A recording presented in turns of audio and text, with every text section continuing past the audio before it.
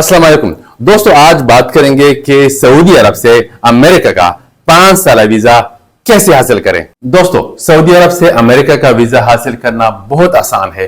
1 महीने के अंदर अंदर आपको अपॉइंटमेंट मिल सकता है और आप अपनी एरिया यानी रियाज, जद्दा और दमाम में आप इंटरव्यू दे सकते हैं। इंटरव्यू देना बहुत आसान है। आप अपनी जबान, ख्वा इंग्लिश, अरबी, उर्दू, जो भी आपकी मर्जी हो, आप इंटरव्यू दे सकते हैं। मजीद मालूमात के लिए आप हमारे नुमाइंदे से बात कर सकते हैं और बहुत कम खर्चों में आप एक अजीम मुल्क का वीजा हासिल कर सकते हैं। और याद रखें, ये जो हमारा पैकेज है ये दुनिया के सारे नेशनलिटीज के लिए अवेलेबल है। अच्छा, अगर आप हमारी ऑफिस को विजिट करना चाहते हैं तो हमारी ऑफिस पाकिस्तान में 3 जगहों पर है।